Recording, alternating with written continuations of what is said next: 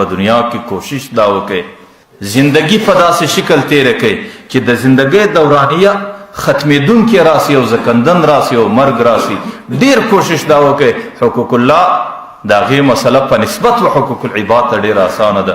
ډېر کوشش دا وکړئ چې د چا حق در باندې پاته نه وي، د چا په امانت کې مې خیانت نه یې کړی، او د لور او د خور چې کوم میراث تا سره پروت دی دا د هغې امانت دی. که ته په خپلو بچانو کې خرڅې او ته په خپلو قریبانو کې او پر خپل خواهشاتو باندې خرڅې، په دې امانت کې خائن بلل کېږي او د دې خیانت سزا تا ته په قیامت کې درکول کېږي.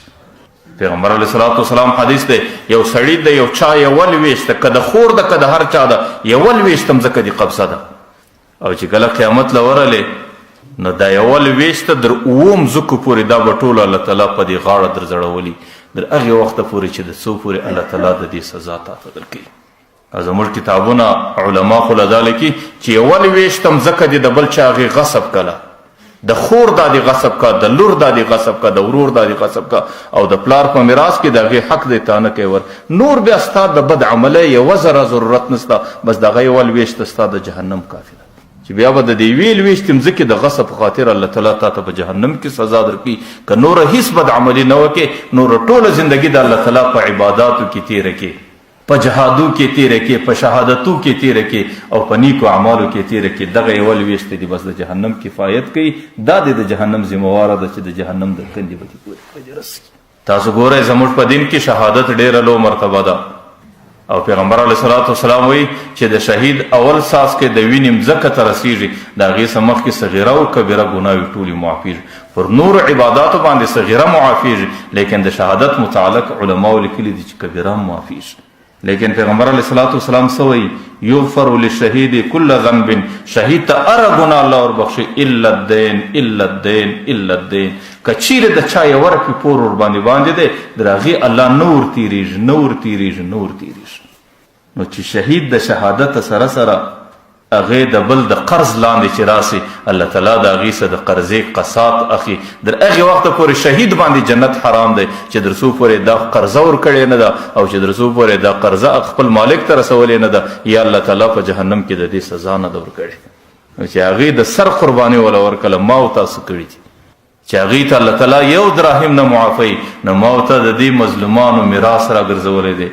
یا په حلو بانو د ځانه سره ګرځو، یا په خپلو بچانو باندې خورو، او نه د هغې د ضروریات خیال ساتو. او زیات سے زیات لا دا وکړو چې یاره کله کله ورته وایي چې یاره زما له بعضې خلک راسي وایي یاره ما خو د پلار میراث خوندو ته نه دی ورکړی، زما زکات به دې خور ته څه کوي. ای کم نصیبه څه دې وکړو، ځان دې څه ته تیار کړې، د چا په خاطر دې وکړو، د چا دپاره یې راګرځئ. یو خو دې ظلم وکړئ د عامو انسانانو سره نه، د دې مظلومې سره دې ظلم وکړئ. او دویم ظلم دې پر هغې باندې سربیره دا دی چې اوس دې د زکاتو د احسانه څه محرومه کړې ده، ولې ما د دې خور په ما د خور میراث نه دی ورکړی، په دې خاطر زما زکات څنګه. ما درته ویل دا ظلم د قیامت په میدان کې تیاری کړی دی. پیغمبر علیه الصلاة والسلام وایي چې د قیامت په میدان کې به یو مظلوم راسي، د خور په شکل دی، د هر چا په شکل دی، او د خور میراث در مرګه پورې د دې ورور سره امانت پروت دی. نو چې کله دی په زندګي کې ورته تیار نه دی، نو هغه خور به د الله تعالی په دربار کې وي زما امانت راکړه. الله تعالی به ورته وایي ظالمه امانت ورکړه. دی به نارې کړي چې الله دلته قیامت دی، دلته آخرت دی، حساب و کتاب دی، امانت چیرې دی، زه یې د کومې خوا وله ورکړم؟ الله تعالی به ورته وایي ورڅه ما خوندي کړی دی، ورڅه خپل امانت راوباسه، دی مظلوم ته یې ورکړه. دی ورته وایي الله چیرې پروت دی؟ الله تعالی به ورته وایي په حاویه کې پروت دی. حاویت د ټولو جهنمو څخه لاندې جهنم دی. جهنم الله تعالی داسې یو پر بل سربیره اووه فوړه ټاکلی دی. د اول جهنم دی، حطمه ده، لظا ده، سعیر دی، سقر دی، او جحیم دی، حاویه ده. دا اووه فوړه جهنم دی. په دې کې د ټولو څه سپک عذاب دا په لوړ جهنم کې دی، او د هغې ادنا عذاب په دې شکل دی. کتابونه لیکي که د هغې یوه سکروټه د دنیا ته راښکاره سي، دا اووه اسمانه اووه مځکې به د هغې د ګرمۍ څه ویلې سي، په تورو اوبو به بدل سي. د هغې یو څاڅکی د اوبو که د دنیا ته راښکاره سي، نو دا د جهنم اووه د دنیا اووه سمندره دي، د هغې د ګرمۍ په خاطر به ټوله په جوش کې راسي. نو په دې خاطر الله تعالی ورته وایي چې ورڅه حاویه کې پروت دی. حاویه د ټولو څه لاندې جهنم دی. د لوړ جهنم کې د پیغمبر علیه الصلاة والسلام د امت ګناهګاران اوسېږي، بعضې خلک وایي د مسلمان دپاره جهنم نسته.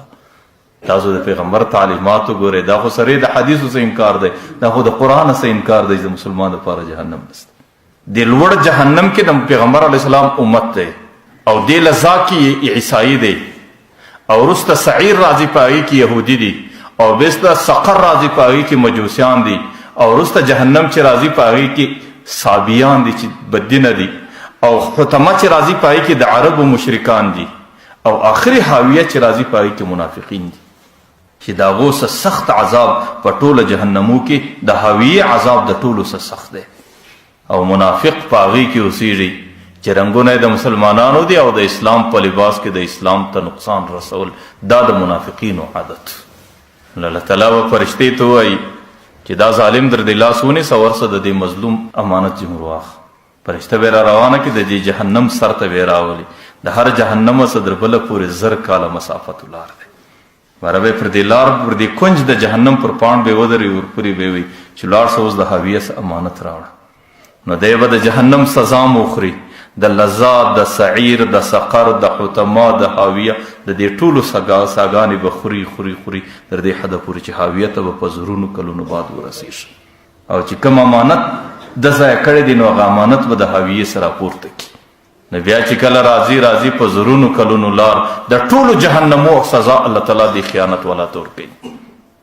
نو بیا به د هر جهنم سره تیریږي چې کله لوړ جهنم ته راورسېدی نو د الله تعالی حکمت و قدرت دا دی چې بیا به پښه وشوي.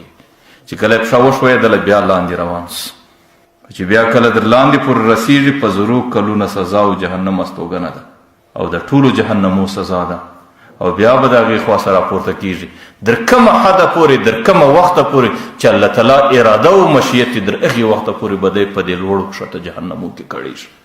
چې کم چا د بل حق د ځانه سره غصب کړی دی، که هغې د خور په شکل ده، که هغې د میرې په شکل ده، که هغې د ورور په شکل دی، که هغې د بل قریب په شکل دی او که هغې په عامو مسلمانانو کې دی او که هغې په عامو انسانانو کې دی چې د بل چا د حق سره سړی آخرت له ورلی بیا به د هغه سړي حالات په دې شکل باندې الله تعالی پیښوي او د هغه سړي سره به دا رقم کېږي.